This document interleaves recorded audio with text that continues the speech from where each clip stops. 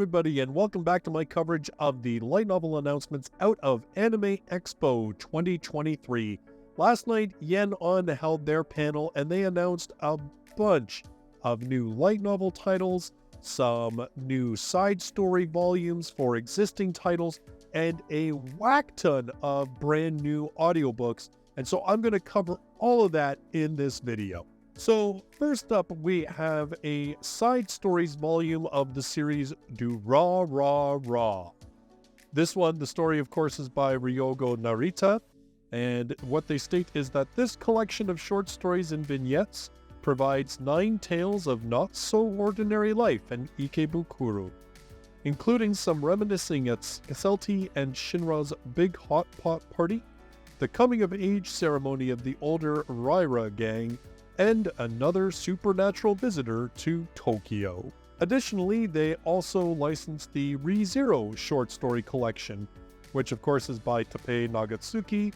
The world of ReZero continues to grow with every new tale, and this collection of short stories is the perfect place to begin learning more about everyone's favorite characters. What will Rem and Ram have to deal with today? Where will Amelia's new adventures take her? And how will Subaru land himself in yet another scrape?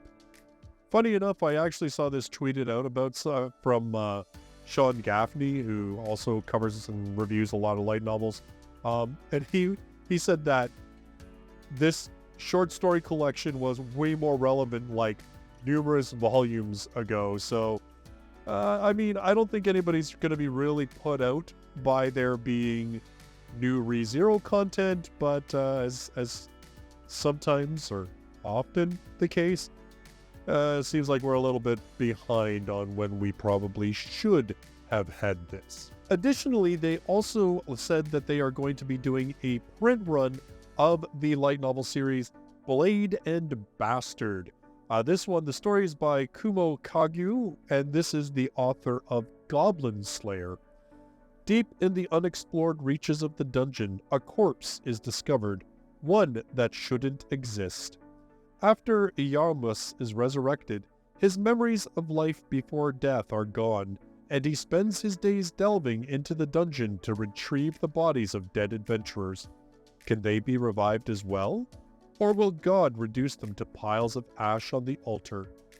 Either way, Iarmus collects his finder's fee, and though his skills earn him some grudging respect, he's also scorned for his cold, utilitarian attitude.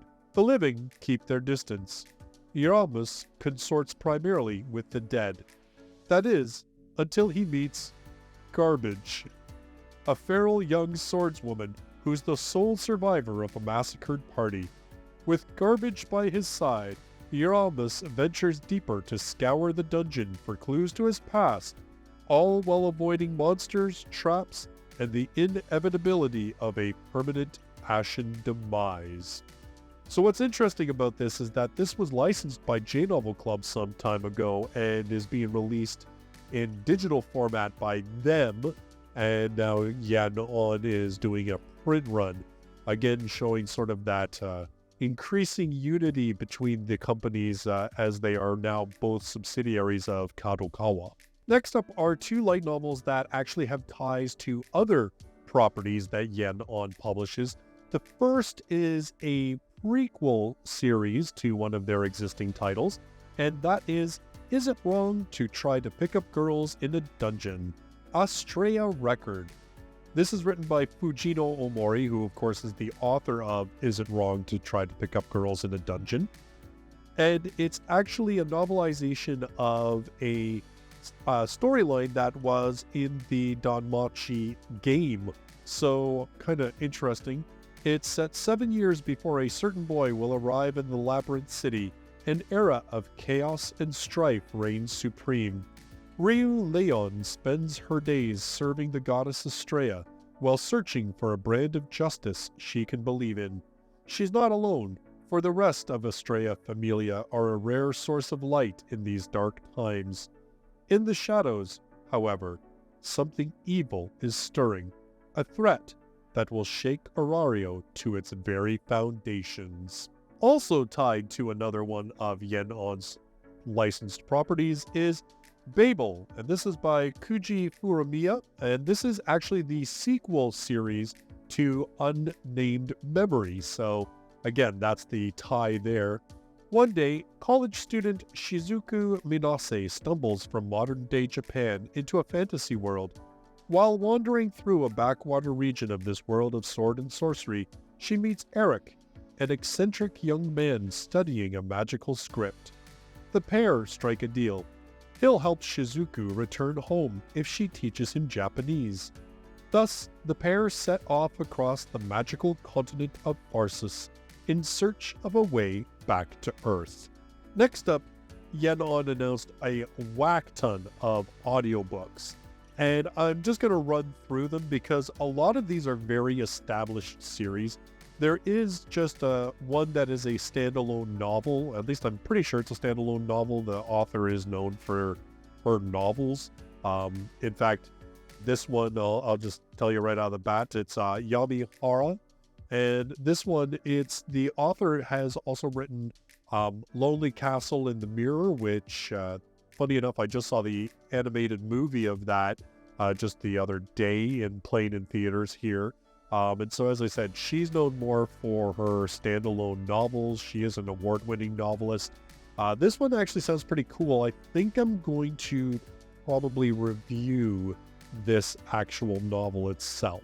Additionally, Yenon announced these following audiobooks of series that all of you should be probably well acquainted with. In fact, I've reviewed at least one volume of all of these. I'll put a link to those playlists down below. First up, we have Goblin Slayer. Next up, we have Is It Wrong to Try to Pick Up Girls in a Dungeon? Then we have I've Been Killing Slimes for 300 years and maxed out my level. And finally, The Executioner and Her Way of Life. So, Yenon going really hard on the whole audiobook side of things. And obviously, if you know these series, you have to. I mean, they're like, I don't think anybody can be in light novels and at least not have heard of these series. And a lot of them are very lengthy series. So this is kind of like a long-term commitment to audiobooks. I don't have any information in their press release that indicated exactly who was going to be narrating these books. So I'm really not too sure. It does kind of look like the audiobooks, a lot of these are all set for a November or December release. So I'm sure we'll hear probably shortly exactly who's going to be narrating these ones. Finally, let's get to the brand new light novels that Yenon announced that they're going to be publishing. The first one is called The Contract of the Phantom and His Servant, and it's written by Michiru Sawarano. Masamichi Adachi has been having the worst luck. He failed his college entrance exams, locking him into a second year of spinning his wheels. He lost his part-time job, and then he nearly died in a hit and run. But while he's bracing for the end, a frighteningly handsome man appears and invites Masamichi to be his servant in exchange for his life. When Masamichi agrees to the terms, he finds himself bound to an antique shop owner who only appears to be human. Next up, they licensed The Kept Man of the Princess Knight, and this is by Toro Shirogane. Matthew is just another parasite in the chaotic dungeon city of Grey Neighbor. People say he's a lazy weakling who gambles and drinks away all the money he gets from his keeper, Princess Knight Arwen. But the truth is, no one in this town knows what he's really like, a ruthless protector who works in the shadows and will do whatever it takes for the sake of his mistress. Finally, for Japanese light novels, they licensed Playing Death Games to Put Food on the Table. This is by Yuji Ukai. Yuki wakes up to find herself wearing a maid's uniform in a strange manner. After wandering into the dining room, she comes across 5 other girls, each in the exact same outfit. Soon, the girls learn that the manor is brimming with lethal weapons and an array of deadly traps, and that they can only escape by playing the most gruesome of games. As the terrifying truth sets in, each girl's face goes pale, except Yuki's. Why? Because this isn't her first go-round. That's right, Yuki is a professional death game player who lives off the prize money she collects from winning brutal, killing competitions. And she's not about to let this chance pass her by. Finally, I'm going to cover this one because obviously a lot of Korean books and manhwa are becoming increasingly popular in the Western world and are increasingly being translated into English. And, you know, I got to be honest, like Solo Leveling, I mean, it's probably the Korean novel that a lot of people know, but it was actually really good. And I got to be honest, like, I've been watching a lot of Korean, like, TV shows, or, well, streaming them on Netflix. And there's a lot of good stuff coming out of Korea. So I thought I would cover this because, like I said, I know that a lot of people are very interested in Korean works, and they do seem to be coming, you know, a lot more of them into the English market. And it's really kind of blurring the lines between light novels and then Korean novels. Is there, like, I must admit, I don't know. I know that manhwa is what we typically call Korean comics, but is there a term specifically for Korean novels that are in that sort of light novel vein? I don't really like calling them, like, just Korean novels because that could mean just about anything. But anyway, if you're familiar, let me know. This one, though, that they have licensed is Omniscient Reader's Viewpoint. The original story is by Singin Song. As a struggling office worker, Doksha Kim's sole joy in life is an online novel so obscure he's the only reader. Then, one day, the story comes to an end. And so does the world. As humanity suddenly finds itself being massacred by deadly monsters straight out of the novel, or by each other in the sadistic scenarios only Doksha recognizes, he must do what he has never done before, write his own destiny. Actually, that sounds pretty cool. I think that one sounds kind of neat. So those are all of the light novels that got announced, and the audiobooks, and of course this Korean web novel, all of them announced by Yeonon. It looks like a lot of these are going to be sort of winter releases around sort of November, December time. So keep your eyes out for them. I might cover a couple of these just to sort of see what they're like. You know, the Death Game one, depending on how the writing is on it, could be kind of cool, but, or it could be really awful. I guess we'll see.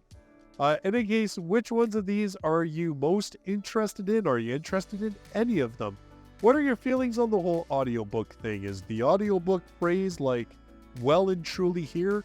I know that we all kind of doubted it a while back when they first started announcing that they were doing like 1 or 2 titles. We kind of thought, oh, well, I wonder if audiobooks are really going to be that big with the light novel audience. But clearly there's a market because they seem to be really committing to it. So I'm curious what your feelings are about audiobooks. Are you listening to them? Have you liked them so far? Let me know in the comments down below. In the meantime, thank you so much for watching this video. Please give it that thumbs up, letting YouTube know that I'm back and actually trying to do some stuff here. And I will see you in another video. Till then, bye-bye for now.